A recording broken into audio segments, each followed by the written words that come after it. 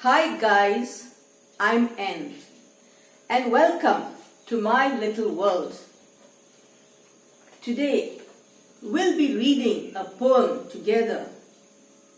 The Squirrel, a poem from Honeycomb, a textbook in English for Standard 7th.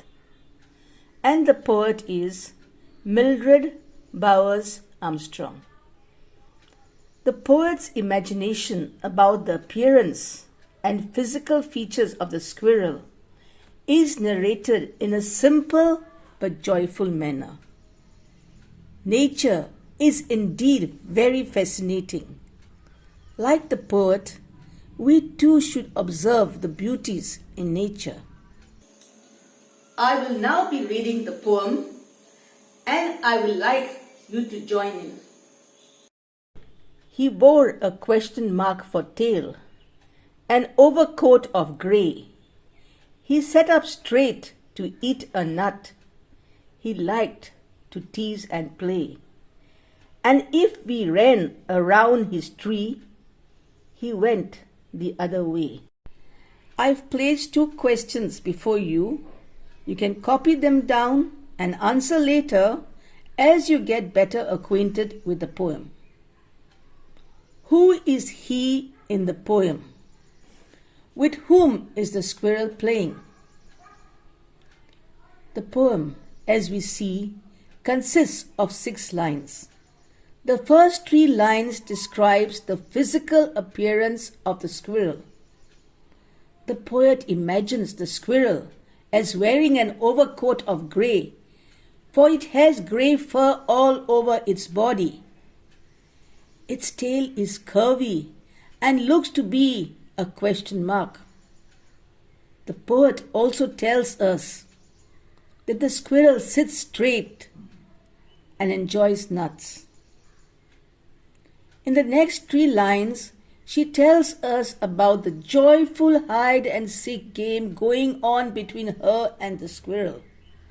The moment she gets too close, the squirrel becomes shy and runs away in the other direction. Look at the last word in each line. Pay attention to the words in yellow. Grey, play, way. They all rhyme. Now we move to the rhyme scheme of the poem. Let's give tail the alphabet A. Then grey will be B, since tail and grey don't rhyme. We move on to nut. It doesn't rhyme with tail or grey, so we give it a C. Move on to play. It rhymes with grey, so we give it a B.